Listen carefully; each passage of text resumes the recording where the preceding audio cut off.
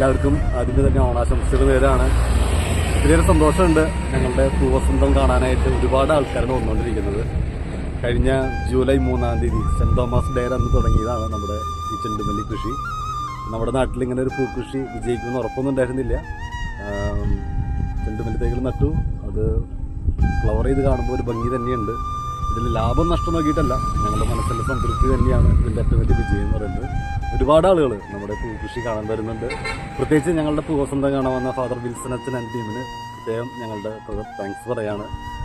ഓണൊക്കെ എടുത്തുകൊണ്ടിരിക്കുകയാണ്. ഓണത്തിൻ്റെ ഒരു ഭംഗി എന്ന് പറഞ്ഞാൽ ഒരു ജീവനാടി എന്ന് പറഞ്ഞ പൂക്കൾ തന്നെയാണ്. പൂക്കളില്ലാത്ത ഓണത്തെക്കുറിച്ച് ഓരോ മലയാളിക്ക് ചിന്തിക്കാൻ പറ്റാത്ത കാര്യം തന്നെയാണ്. നമ്മൾ പലപ്പോഴും ഓണത്തിന് പൂക്കൾ നമ്മൾ അന്യ സംസ്ഥാനങ്ങളെ ആശ്രയിക്കാറ്.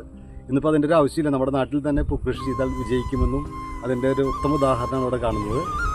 ഒരിക്കൽ കൂടി നമ്മുടെ പൂവസന്തം കാണാനായിട്ട് വിൽസൺ അച്ഛനെ വീണ്ടും ക്ഷണിക്കുകയാണ്.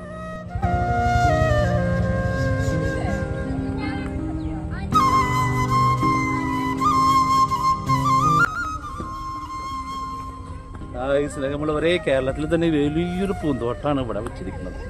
പൂന്തോട്ടം എന്ന് പറഞ്ഞു കഴിഞ്ഞാൽ ചെട്ടിമല്ലി പൂക്കൾ തന്നെ കാണേണ്ട കാഴ്ചയാണിത്. കാരൂര് കപ്പാളകുന്നിലാണ് ഈ പരിപാടി. ഇത് കുറേ നാളെ കാണാൻ വിചാരിച്ചതിന് പറ്റിയില്ല. ഇപ്പോഴാണ് സമയം കിട്ടിയത്. സമൃദ്ധിയായ ചെട്ടിമല്ലി പൂക്കളാണ് ഇവിടെ. അത് നല്ല നല്ല വലിപ്പമുള്ള പൂക്കളാണ്. അത് കാരൂര് കപ്പാളകുന്നിലെ ഈ തോട്ടത്തിന് നേതൃത്വം കൊടുത്ത എല്ലാവർക്കും എല്ലാവിധ അഭിനന്ദനങ്ങളും ആശംസകൾ നേരുകയാണ്. ഇതുപോലെ ഇനി അടുത്ത വർഷങ്ങളിൽ കുറേ തോട്ടം ഉണ്ടാകട്ടെ, അങ്ങനെ പൂക്കൾ നമുക്ക് ലഭ്യമാകട്ടെ എന്ന് പ്രാർത്ഥിക്കുന്നു. എല്ലാവർക്കും ഓണാശംസകൾ നേരുന്നു.